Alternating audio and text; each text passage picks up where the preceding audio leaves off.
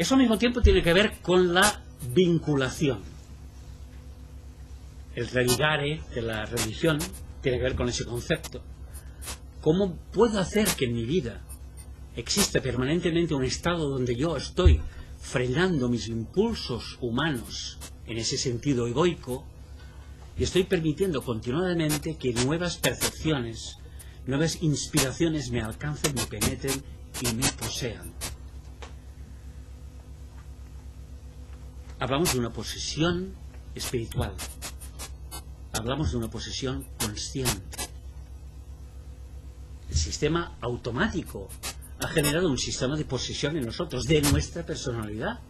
Y era correcto hacerlo así. Y no va a ocurrir ese proceso de cambio sin nuestro permiso. Sí hay posesiones incorrectas, hechas por magia negra y por muchos otros aspectos. Pero el auténtico cambio en el cual vamos a ser canales de entidades superiores solo es posible a través de esa apertura y de esa pureza que podemos lograr en nosotros mismos.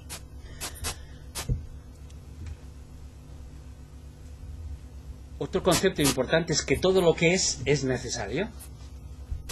Pero eso se puede entender de dos maneras. Lo que es necesario, por lo tanto, a mí me va bien que las cosas sean como son.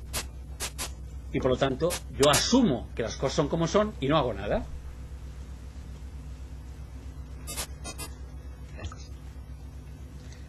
Sin embargo, que las cosas son como son, también puede ser que yo actúe para que dejen de serlo, porque esa ley también contempla mi propia actitud. En la medida que yo despierto y me implico, estoy utilizando la misma ley, pero con un resultado absolutamente distinto. Y entonces lo que yo habré logrado es un resultado que será distinto al que si yo no hago nada. Cuando el proceso ha ocurrido, es cuando decimos, la ley ha sido clara, nos ha llevado hasta este punto. Y ahora asumimos lo que ya es, como una consecuencia natural. Lo asumimos porque además no tenemos otro remedio. Estamos en esa condición. Pero lo que no entendemos es de qué manera en ese instante que se nos da, en ese presente, nosotros podemos actuar para cambiar ese resultado. Y por lo tanto aquí está esa apertura espiritual que nos permite el verdadero cambio. Soy capaz de entender eso. ¿Cómo aplico ese principio en mi vida? ¿Cómo puedo hacer ahora mismo cambiar las cosas en mí? Otro punto importante es que ese automatismo que hemos dicho también trabaja en un aspecto importante, que es que la evolución solo se da en esas condiciones. El máximo bien para el máximo de participantes. O sea, la evolución colectiva, aunque alguien haya despertado un proceso espiritual muy elevado, él no podrá cruzar arrastrando a la humanidad detrás suyo, sino que es el máximo de bien posible para el máximo de participantes. Y si muchas veces no nos encontramos con las opciones óptimas a nuestro alrededor, es porque nos implicamos en una ley que es superior, que tiene que ver para respetar el bien colectivo antes que el bien selectivo.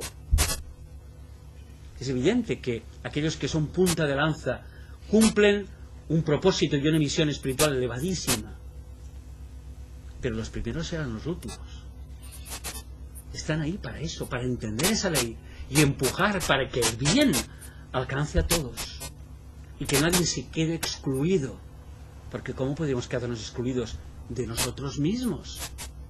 Si todos los demás somos nosotros mismos, ¿cómo podríamos quedarnos excluidos? Es como si dejáramos una pata porque está adormecida, dejamos una pierna atrás, sería absurdo. Empujemos todos para que este proceso suceda de una forma correcta.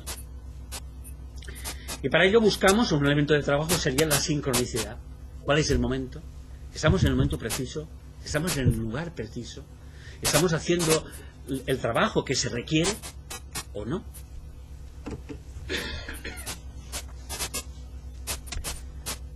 Tenemos que ir un poco rapidito porque tenemos... Es a las 6, ¿no? Lo siento. Bueno, aquí podríamos pasar un poco al primer punto, que son que las formas en las que contribuimos a la vida Es de esa manera, apropiándonos, participando o contribuyendo. Son tres niveles de conciencia distintos, ¿no? Uno sería aquel individuo que no tiene conciencia y por lo tanto entiende que él es un depredador de la vida y de los demás para beneficio propio, pero eso forma parte de su proceso natural evolutivo. El otro es el que ya empieza a ser consciente de que da y recibe en proporciones equiparables. Y por último, aquel que contribuye, que entiende que la labor importante es darse para el bien común, para el conjunto de la humanidad, para el bien planetario. A mayor conciencia, mayor contribución. Viene a ser exactamente el mismo punto, ¿no? O sea, a medida que estamos evolucionando, nuestra contribución del primer punto se hace más amplia y más acelerada. La masa crítica o la atracción gravitacional. En realidad, todo lo que construimos, nuestro ego, se puede construir porque hay algo que genera en él una gravitación. Condensamos la energía, condensamos una psicología para que exista un cuerpo, para que exista una mente. Por lo tanto, la ley de gravitación es un tema importante para el desarrollo de las entidades, de los cuerpos, de las personalidades.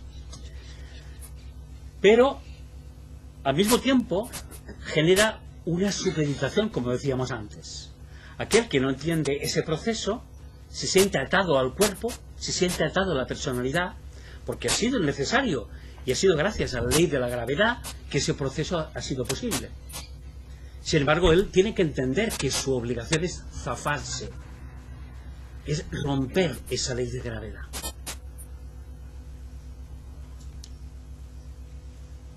La paradoja menos es más. Aquí hablamos de un principio de física. Antes del Big Bang, antes de la explosión de la creación de la vida, existió una contracción. Y todo el infinito se convirtió en la punta de una aguja.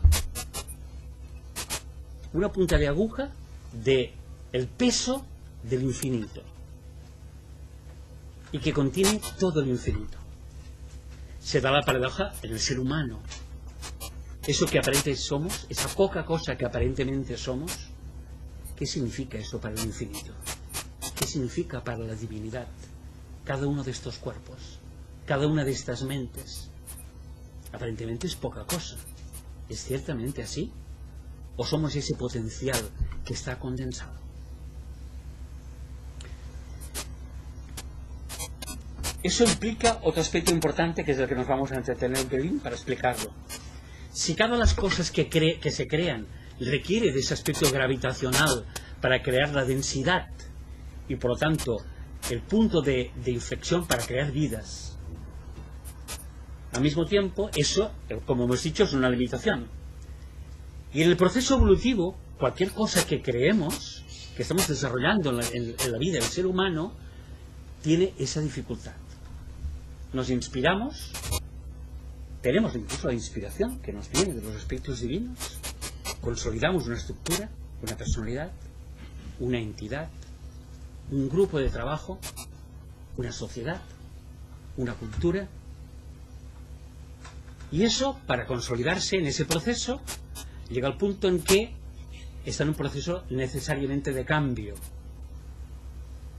¿Por qué es un tema de cambio? Porque se requiere el renuevo del punto de inflexión.